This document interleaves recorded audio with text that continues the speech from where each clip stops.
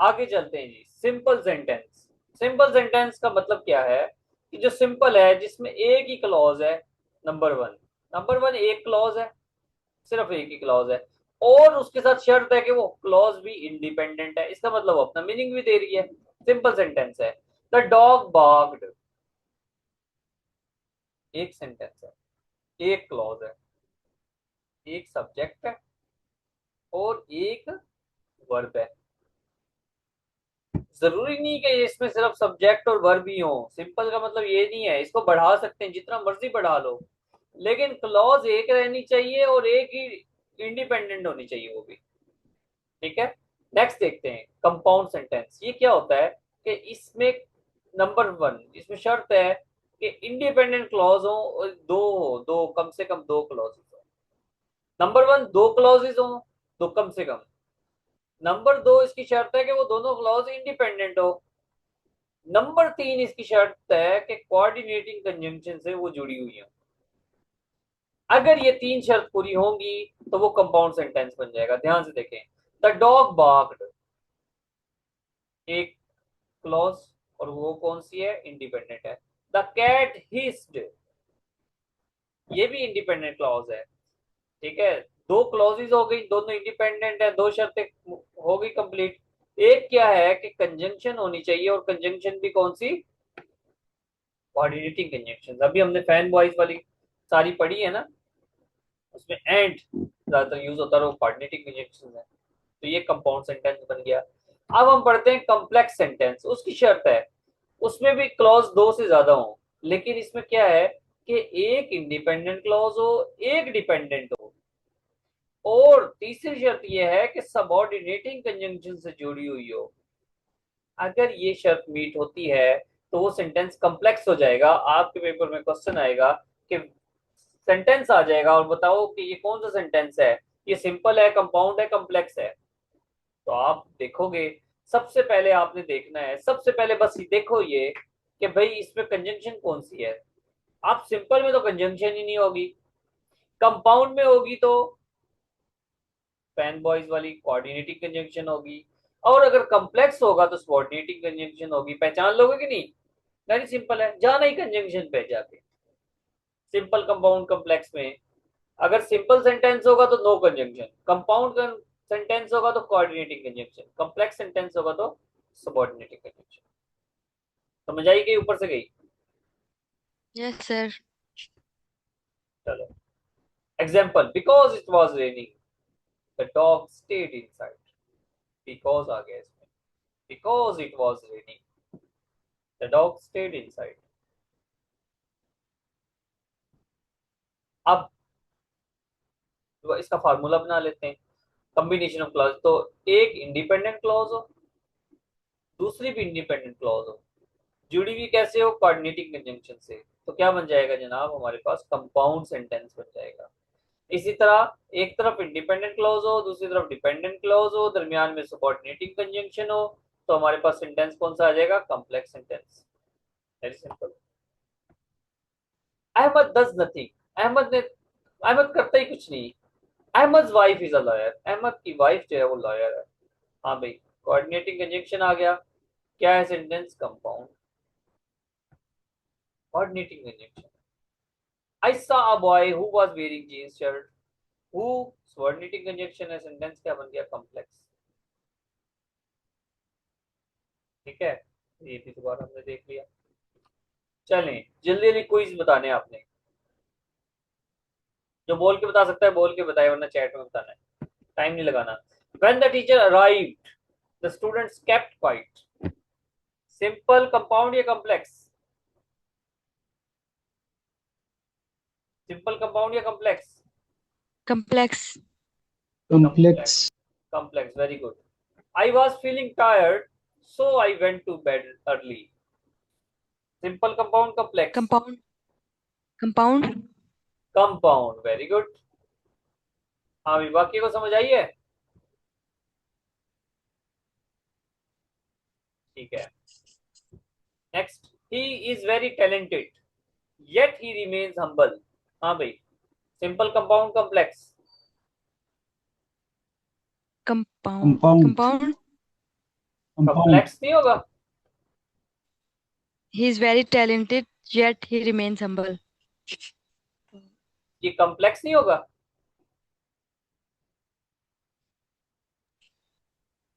हाँ भाई, Yes. है ना? No sir, sir. Sir, sir compound होगा। he remains humble एक सेपरेट है अगर, तो फिर तो ये ऑब्वियसली कंपाउंड होगा। ये सिजरा आ गई है, इतनी देर से क्यों आई हो?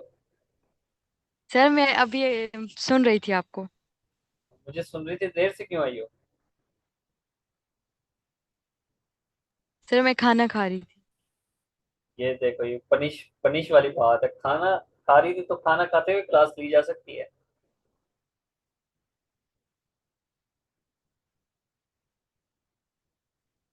चलो, तो इस तरह ना क्या करें, जल्दी या तो पहले खाना खाएं, हैंड फ्री लगा के अपने खाना शाना खाओ, कपड़े इस्त्री करो, बर्तन धो, जो मर्जी करो। भाई डर होता है मैं सवाल पूछ लूंगा।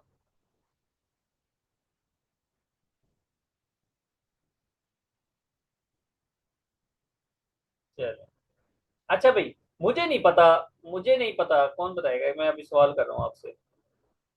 इकरामुल्लाह आप बताओ।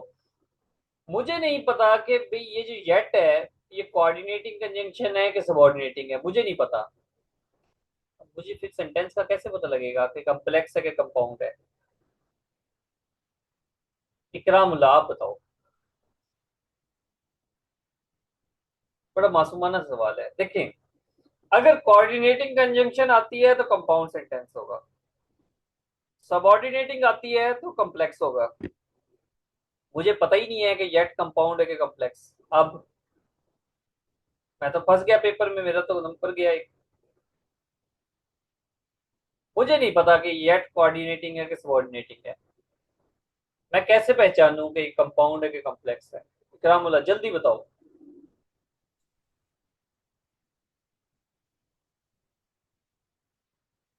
जल्दी जल्दी जल्दी। सर अच्छा उनसे इकरामुल्लाह पूछा आप। आपने। हाँ, इकरामुल्लाह तो नहीं हो ना आप? इकरामुल्लाह जल्दी बताओ। अब भाई कंपाउंड तो है, कि कैसे है मुझे नहीं पता कि येट कोऑर्डिनेटिंग कंजंक्शन है कि सबऑर्डिनेटिंग है, मुझे नहीं पता। सिदरा नवाज आप बताओ। कैसे पता लगेगा जब मुझे पता ही नहीं है कि येट कोऑर्डिनेटिंग है कि सबऑर्डिनेटिंग है? अब कैसे पता लगेगा कि भाई ये सेंटेंस कंपाउंड है कि complex? He is very talented yet he remains humble, जल्दी बताओ। सिदरा भी खामोश है। अनीस आप बताओ। सर मैं बताऊं। आपसे पूछता हूँ, Anees. Sir, sir no dependency, talented अलग से, humble अलग से। वेरी गुड, शाबाश, ईशा ने भी इंडिपेंडेंट सही क्लॉसेस बताया। है। दोनों इंडिपेंडेंट हैं। ही is very talented, independent. He remains humble, independent. कितनी सर जबरदस्त बात है। वैसे तो इसमें हम जो है ना कोऑर्डिनेटिंग क्लॉज देखेंगे कि येट जो है कोऑर्डिनेटिंग क्लॉज है या नहीं। येट कोऑर्डिनेटिंग क्लॉज है, उसके बाद अगर हमें नहीं पता तो फिर हम इसमें देखेंगे कि डिपेंडेंट क्लॉज है या नहीं। अगर डिपेंडेंट क्लॉज होगी तो फिर कॉम्प्लेक्स सेंटेंस होगा। ठीक है, वेरी गुड, शाबाश। Since it is your birthday I bought you a gift. जी, कॉम्प्लेक्स कंपाउंड?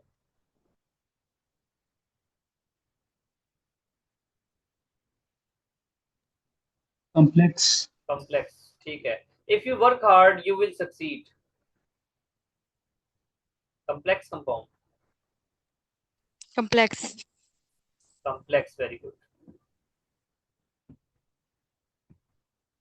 अब आते हैं रन ऑन सेंटेंस पे। ये भी एक टर्म है, इसको भी समझ लेते हैं। ये क्या होता है कि run on sentence occurs when two independent clauses run together. ध्यान से समझें, टू इंडिपेंडेंट क्लॉजेस हैं, वो साथ साथ हैं, ना उनके दरमियान कोई प्रॉपर पंक्चुएशन है, ना कोई कंजंक्शन है। देखें, दो इंडिपेंडेंट क्लॉजेस हैं, उनके दरमियान कोऑर्डिनेटिंग कंजंक्शन आनी चाहिए, या फिर कोई प्रॉपर पंक्चुएशन आए। मिसाल के तौर पे, red looks aggressive for the living rooms walls. ठीक है, red looks aggressive for the living room walls. ये क्या है? ये एक इंडिपेंडेंट सेंटेंस है, ठीक है, इंडिपेंडेंट क्लॉज है, sorry. Let's try blue, let's try blue, ये भी इंडिपेंडेंट क्लॉज है, लेकिन दरमियान में कोमा है। याद रखें, या तो पंक्चुएशन है ही नहीं, या इम्प्रॉपर है, ठीक है, कंजंक्शन है नहीं, या इनअप्रोप्रिएट है, दोनों सिचुएशंस हो सकती हैं। तो सेंटेंस क्या कहलाएगा? Run on sentence. Run on sentence मतलब भागे जा रहा है। मिसाल के तौर पे, I am in college, I study chemistry. हाँ भाई, क्या कमी है इसमें? आई एम इन कॉलेज एक कॉमा। सेंटेंस है, नहीं गलत। आई एम इन कॉलेज एक सेंटेंस है। आई स्टडी केमिस्ट्री, मैं केमिस्ट्री पढ़ता हूँ। तो ये दो अलग अलग सेंटेंस हैं। देखिए कैसे करेक्ट कर सकते हैं इसको। आई एम इन कॉलेज, मैं कॉलेज हूँ, एंड आई स्टडी केमिस्ट्री, और मैं केमिस्ट्री पढ़ता हूँ या पढ़ रहा हूँ। कंजंक्शन का यूज कर दिया दोनों सेंटेंस। अब सेंटेंस की समझ आ रही है। इसके अलावा इसमें के दरमियान फुल स्टॉप लगा दो, ठीक है। I am in college, I study chemistry, ये भी कर सकते हैं, तब भी सेंटेंस बन सकता है। इसके अलावा इसमें आप सेमी कॉलन लगा के भी इसको ठीक कर सकते हो। I am in college, I study chemistry, तो सर फिर अगर हम लोग अगर यूज ऑफ पीरियड आप जैसे कह रहे हैं फुल स्टॉप ही होगा ना ये, तो हाँ फिर जी, सेंटेंस तो ब्रेक हो जाएगा दो सेंटेंसेस में। कोई बात नहीं है, सेंटेंस ब्रेक हो गया, ठीक तो है ना, दो इंडिपेंडेंट थे, ठीक तो है ना कम से कम। ठीक है। लेकिन यहाँ पर देखें, ये तो फ्लो, ये तो बिल्कुल ऐसे ही घूमे जा रहा है, चलता जा रहा है बस। इसी को तो रन ऑन कहते हैं। यहाँ पर कोमा लगा दिया, ये गलत है। यहाँ पे कुछ लगाया ही नहीं, दोनों सिचुएशन में वो रन ऑन सेंटेंस है, ठीक है। रेड, यहाँ पे देखें, red looks aggressive for the living room walls. Red looks aggressive for the living room walls, semi colon, let's try blue. समझ आई कि गई?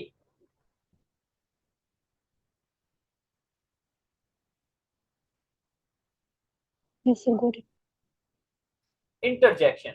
इंटरजेक्शन एक ऐसा वर्ड है, या ध्यान से समझना, इंटरजेक्शन एक ऐसा वर्ड है या फ्रेज है जो सडन इमोशन को जाहिर करता है, सडन इमोशन, फीलिंग्स, और इसके आगे एक्सक्लेमेशन मार्क लगाते हैं।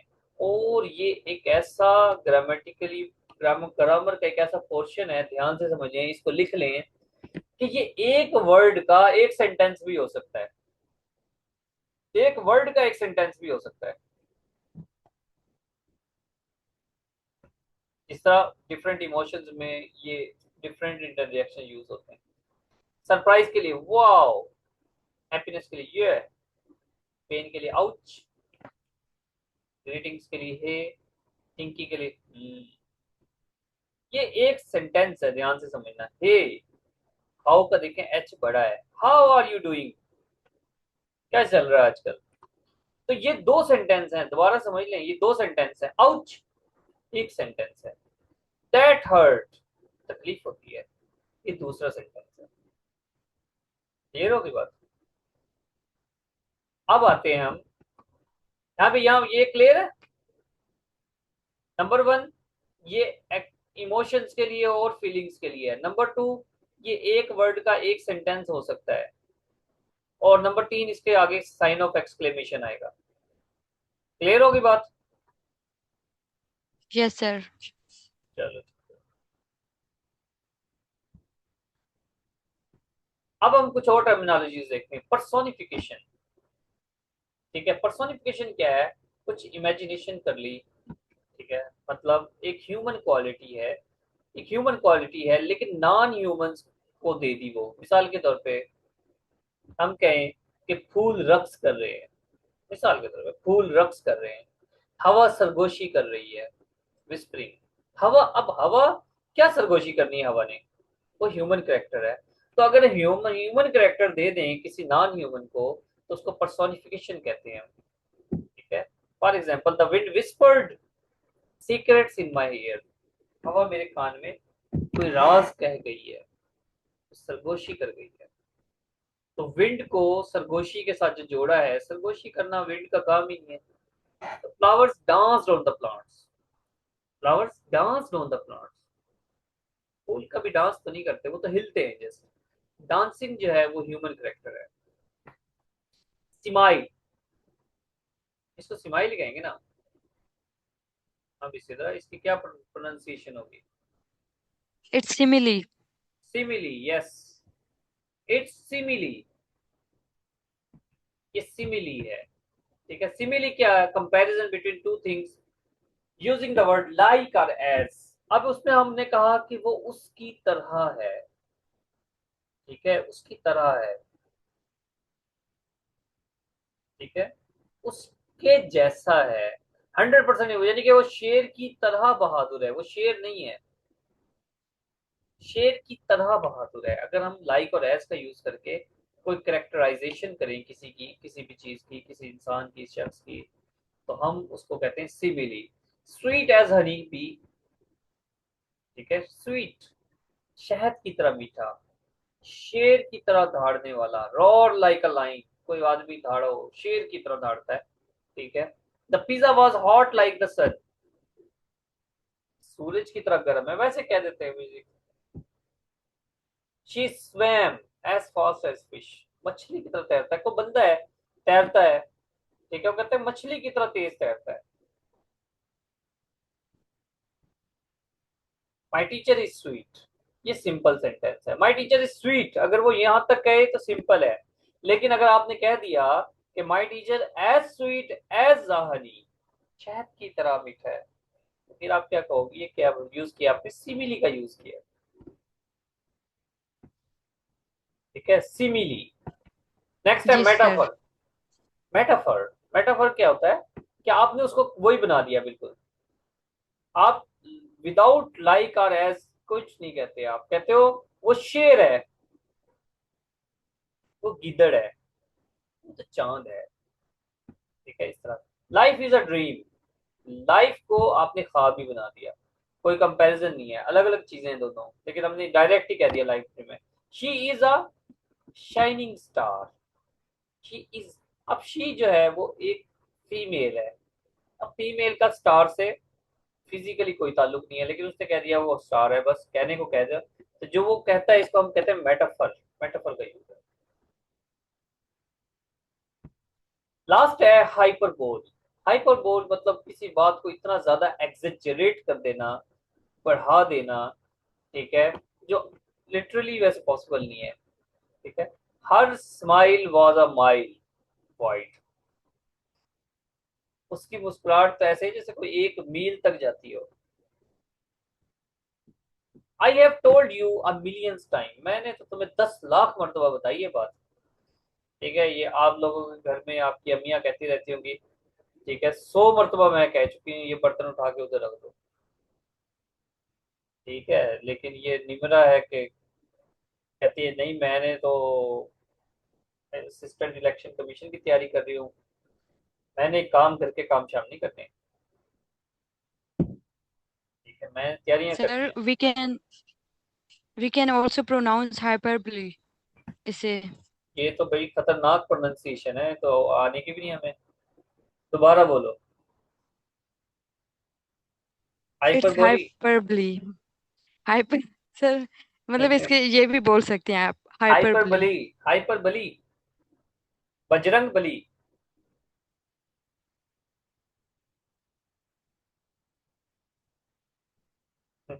हाइपर वही बजरंग बली वाला, hyperbole.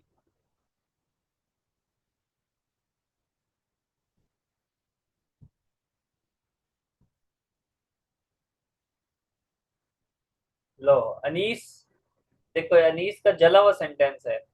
The lecture went on for an eternity.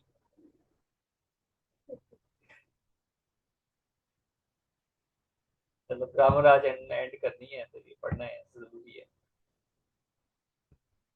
Next है जी आर्टिकल्स। आर्टिकल 2 तरह के होते हैं, नॉन डिफाइनिंग और डिफाइनिंग। ठीक है, नॉन डिफाइनिंग इसका मतलब ये है कि इसका अभी कोई जिक्र नहीं हुआ, ये अभी अभी इनका जिक्र हो रहा है। ए और एन।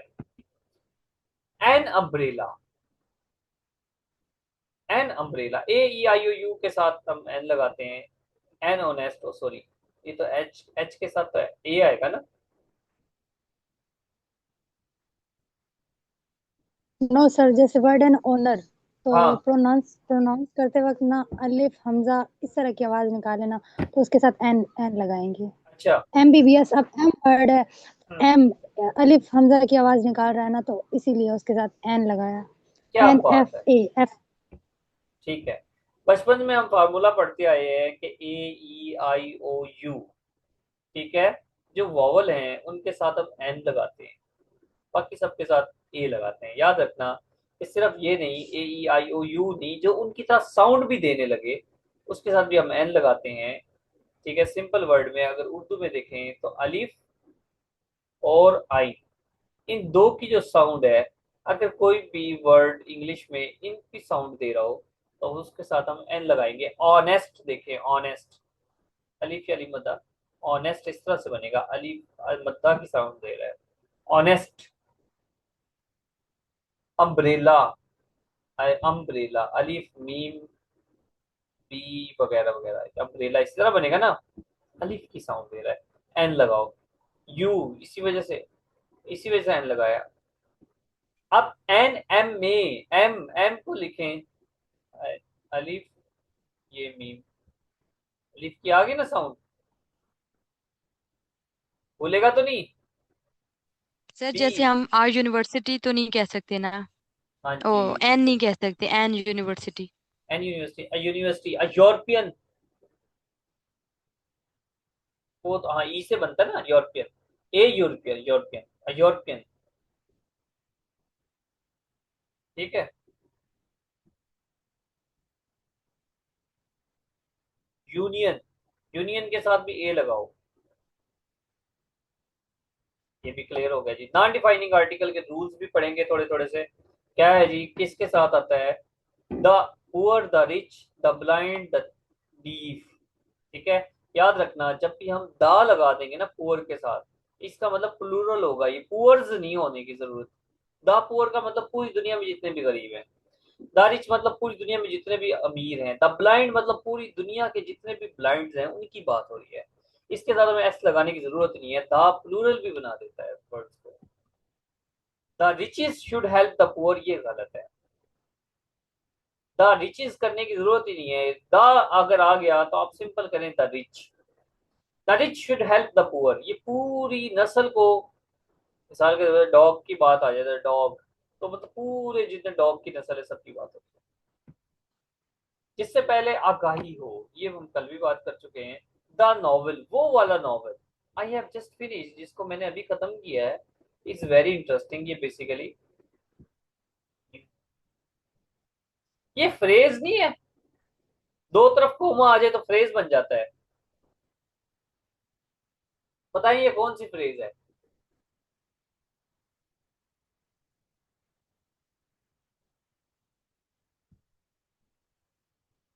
शुरू शुरू में पढ़ाया था पहले लेक्चर में,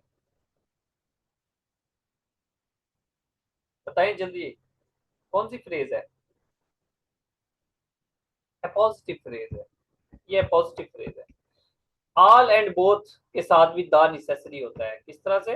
the all boys were naughty ना, all the boys were naughty, all the boys, ठीक है, ऑल और, ठीक है, all the boys were naughty, ये ठीक है, इसके दरमियान में हम द लगाएंगे। इसी तरह both the sisters are married, both the sisters are married.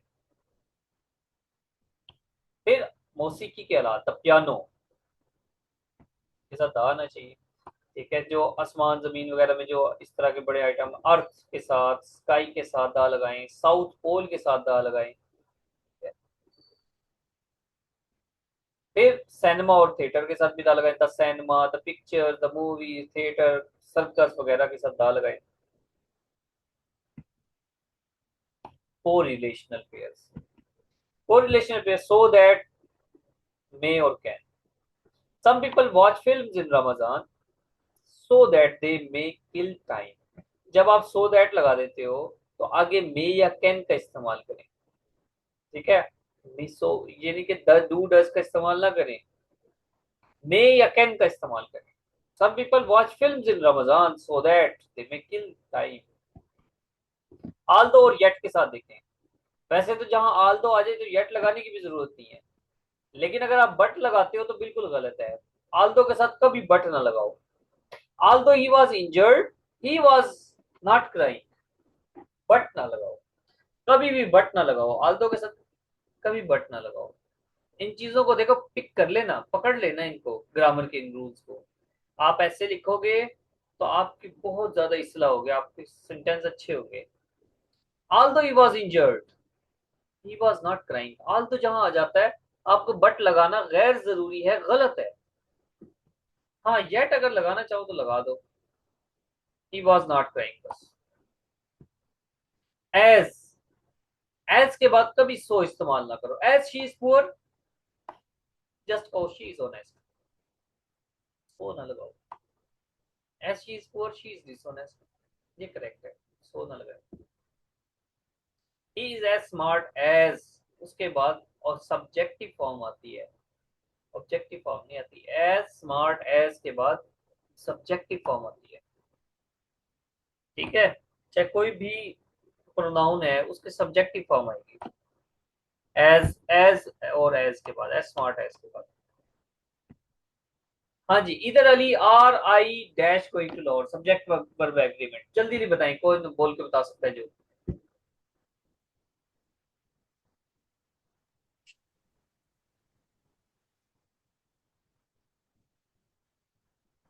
इधर आर के कॉम्बिनेशन में जो इज। सेकंड, गलत। सर क्वेश्चन क्या था ये बताएं। इधर Ali are I are going to Lahore, ये है ना, इसको करेक्शन करनी है। बताएं इज आएगा कि एम आएगा? एम आएगा सर। जब भी, जब भी इधर और आर का कॉम्बिनेशन हो तो नोट डाउन करें कि सेकंड सब्जेक्ट के मुताबिक आपने हेल्पिंग वर्ब लगाना है।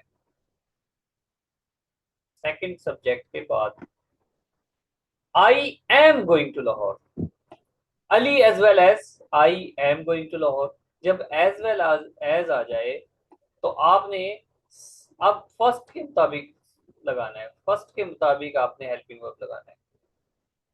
अली के साथ Ali is going to Lahore, ये चीजें रटे लगाने वाली हैं, प्रैक्टिस से आती हैं। इधर आर के साथ सेकंड, जो सेकंड सब्जेक्ट होगा वो इंपॉर्टेंट है। एज वेल एज के साथ जो फर्स्ट सब्जेक्ट है वो इंपॉर्टेंट है। Not only she is foolish but also obstinate, हाँ भाई ये क्यों गलत है? सिद्रा बताएंगी, सिद्रा बताओ क्यों गलत है? Not only she is foolish but also obstinate, तो लगाओ अंदाजा। नहीं अनीस आपने नहीं बताना, सिद्रा बताएंगे।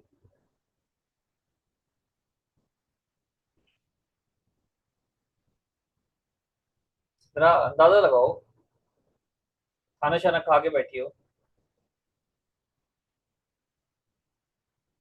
हाँ भाई और कोई बताइए आप में से कोई भी।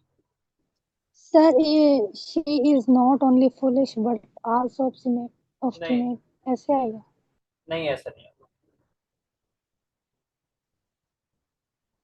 अच्छा सिद्रा ऐसी गुम चुप हो गई, देखो कि मुझे कुछ हो ना जाए।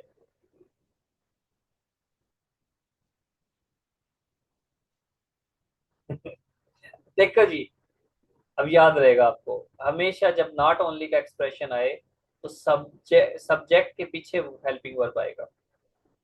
Not only is she foolish but also obstinate, इतनी बड़ी गलती है, टीचर भी गलती करते, पता ही नहीं है, टीचर्स को भी नहीं पता। Not only is she foolish but also obstinate, कभी डॉन के कॉलम पढ़ो ना अच्छे राइटर के, वो ऐसे लिखते हैं। ये एक्सप्रेशंस हैं जो बच्चे इस्तेमाल ही नहीं करते, इंग्लिश ऐसे में दिखते ही नहीं है, फिर कहते हैं इंग्लिश ऐसे फेल हो गया, एक्सप्रेशंस ही नहीं आते। Not only is she foolish but also obstinate, not only he was a thief but also a murderer. हाँ भाई करेक्ट करो, करेक्ट करो Nimra. Sir not only was he a thief but very good, also a murderer. Very good, शाबाश। Hardly, hardly had he slept then the bell ring. जब भी hardly का expression आता है तो आप देन नहीं लगाते, हार्डली के साथ वैन लगाएं। हार्डली हैड ही स्लेप्ट, अच्छा देखो गौर करो, इसमें भी हेल्पिंग वर्ब पहले है सब्जेक्ट बाद में। Hardly had he slept when the bell ring, no sooner did he sleep, इसको गौर करो इस पे, did he sleep, no sooner के बाद भी हेल्पिंग वर्ब पहले, लेकिन यहाँ पर जो फोकस है वो ये है कि व्हेन नहीं लगाना नो सूनर के साथ, देन लगाना है, नो सूनर देन, और देन भी कौन सा THAN वाला then, although he is weak but he is hard working। हाँ भाई करेक्ट करेक्ट करो इसको,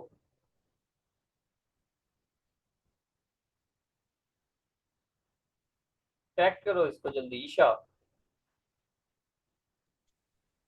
सर आलू के साथ बट नहीं लगाते। वेरी गुड शाबाश।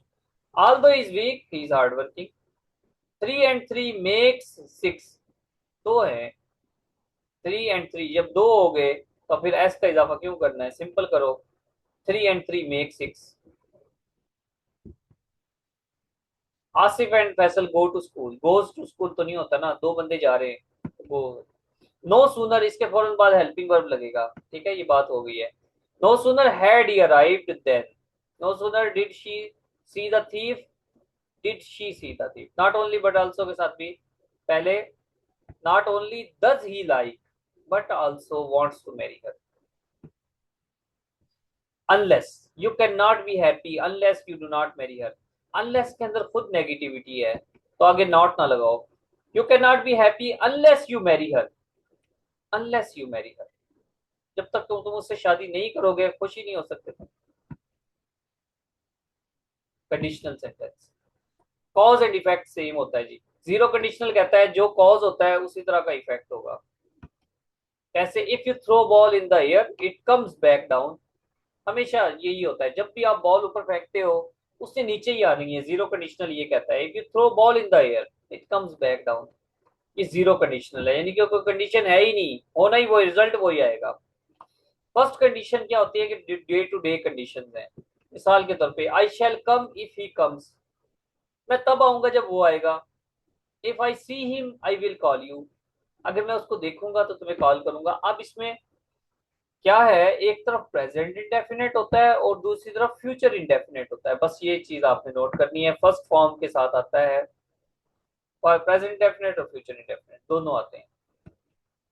एक है ये कंडीशनल सेकंड है कि इसमें इम्पॉसिबल कंडीशंस हैं, अब मुमकिन नहीं है, कोई वक्त गुजर गया है, सोच है ख्वाहिश है, सोच है ख्वाहिश है, पास्ट इंडेफिनेट और वुड का यूज है।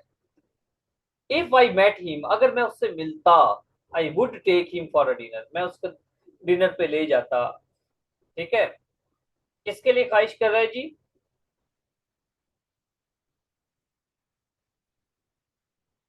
ऐश्वर्या राय के लिए, अगर मैं उससे मिलता ऐश्वर्या राय से, I would take him for a dinner, तो मैं ना उससे कभी मिल सकता हूँ ना वो डिनर पे जाएगी मेरे साथ, ये इम्पॉसिबल कंडीशन है। If I went to London, अगर मैं लंदन जाता, I would visit my uncle, ये पास्ट इंडेफिनेट और वुड का इस्तेमाल है। थर्ड कंडीशनल क्या है, एक ख्वाहिश है, एक जो ख्वाहिश हसरत में बदल गई हो, जिसको मुमकिन ही नहीं है पूरा होना, पास्ट परफेक्ट और वुड है